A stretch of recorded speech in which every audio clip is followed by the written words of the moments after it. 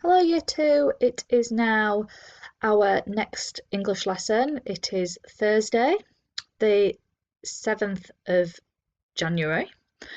We're going to have a look through our next English challenge that I would like you to be completing at home, if that's okay with you. So I'd just like to talk to the grown-ups about what this booklet is that you've got in your work packs. So it's designed for your children to work independently, but also with some support from you as well. And the activities are all based on some non-fiction texts, and the theme of this is going to be rainbows. So you'll be able to look at some science and some different experiments about how rainbows are formed, and you can get really, the idea is I want you to get really creative with this as well. Um, so we're going to have a look at lesson 2 that I have to put in your book, which was this at the top of this page here. It said lesson 2. So if you can find that now, that'd be really useful. So what I want you to have a think about now is a time when you have ever seen a rainbow. It could have been when you've been out for a walk, or when you've been driving in your car, or when you've just looked outside your window in your home. Think about what the weather was like on that rainbow. And now I'd like you to, at home, you can pause this for a minute if you want, and you could like have a look at some different rainbows, um, and have a talk to a grown up about where you think rainbows come from and why they appear. We've had this conversation before in our classroom about where rainbows come from, because a lot of you are so enthusiastic about rainbows and love drawing them, and I wanted to encourage some writing about them. So see if you can have a think about why those rainbows are formed.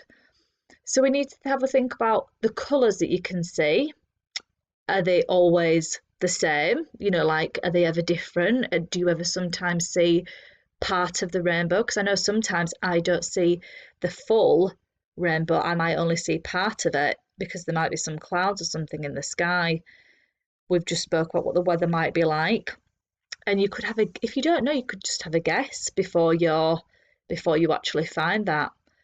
So what I'd like you to do today is I'd like you to, in these boxes here, I'd like you to decide what the shape of a rainbow is. Is it always the arc shape? Maybe you could have a look at some different pictures. Have a think about what colours you can see in the rainbow. Maybe you could cover up the picture of the rainbow that you've got here, so you don't try, you could predict what colours you would see. When there is a rainbow, the weather is always, so I want you to finish that STEM sentence. When there is a rainbow, the weather is always, and you can fill in the blank here. What I'd really like you to do, though, is to write that sentence again for me, please, in your book or on a piece of paper. Write this just to encourage us to be writing in full sentences, making sure we're using a capital letter at the start of our sentence and a full stop at the end. And it just helps us to practice our letter formation.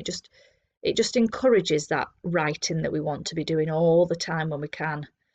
So when there is a rainbow, the weather is always, you decide. Is the weather always sunny? Is it always snowing when we see a rainbow? You decide that.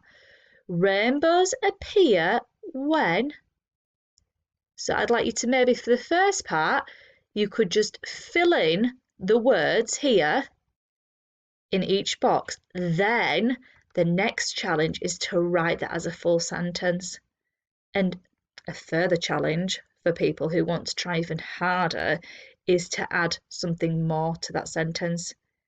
You could use a conjunction, couldn't you, to extend that sentence, to give that sentence some more information, couldn't you? That would be amazing. So that is what I would like you to do for this lesson. It's not a big lesson again, because I think we've got lots of other things that we can be getting on with. You've got maths you can do, and I just want you to really take your time with writing those sentences. That's all I want us to be focusing on, and making sure that we are punctuating our sentences correctly. So making sure we're using a full stop and just make sure we're just taking our time with our writing. Now's a really good time to make sure we're just forming our letters correctly, we're using our finger spaces, and just have some lovely conversations and do a bit of research about this, because we're going to get further into it, but I don't want you to carry on doing loads and loads of this PowerPoint and get carried away with it, because then you'll come to a point where you might be too tired, or you might have just thought, oh, I'm bored of this now. Whereas I just think if we do a little bit at a time, it'll keep you really interested. And you've got your phonics to be doing, you've got your maths to be doing, and then I'm going to upload other things as well for us to do at home. So I think let's just take it a little step at a time just to get us used to learning at home again, if that's okay with you. So I'd like you to again post what you're doing, and any questions or anything. I'm in school teaching today now, with the key worker group, so I will respond to it, but it might not be till like lunchtime or maybe after school today. Okay, so I'm going to upload this video this morning, and then I will carry on looking at that throughout the day at points where it's appropriate. Okay, stay safe everybody, and I cannot wait to see all your amazing work. Bye.